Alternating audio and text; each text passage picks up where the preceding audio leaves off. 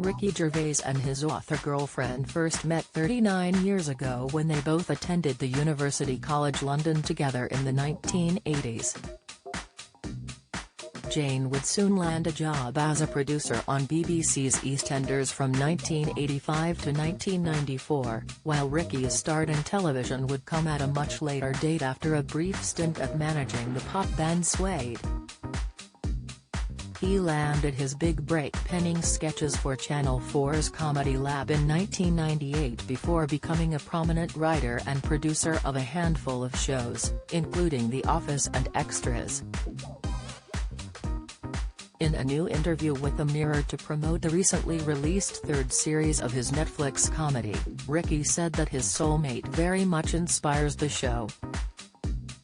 Afterlife is centered around a grieving widower named Tony, whose mental health takes a drastic toll following the death of his wife who died of cancer. Speaking to the publication about the similarities between the protagonist's life and that of his own, the comedian said, "I don't think I've ever been lonely. I don't think I've ever suffered from depression or despair like Tony. I've seen it. You don't get to 60 without seeing most things. I've lost both parents and a sibling, and all my pets and some friends." He continued, "But the ultimate for me would be losing my soulmate. That's the worst thing that could happen to me. So, it's an imagination, a fiction, that stems from that." The Derek Show creator, who is also credited as a writer on his popular Netflix series, went on to discuss whether the topic of death was something that he thought about in his own life.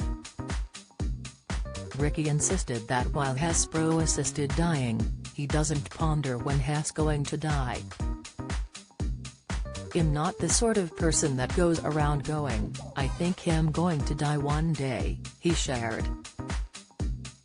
"All I know is that I want to die well. I am pro-quality of life, am very pro-assisted dying. But death is what it is. It's the circle of life."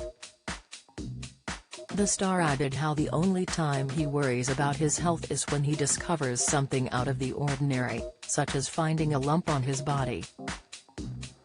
"I say to Jane, that's cancer. She'll go, no, it isn't. Don't you remember you hit yourself with a broom?" he quipped.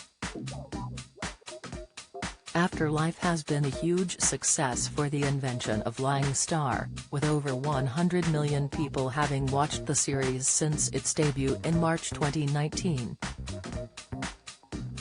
Ricky raised eyebrows with the revelation that he would want to die before his partner because losing Jane would be the equivalent of losing everything in his life.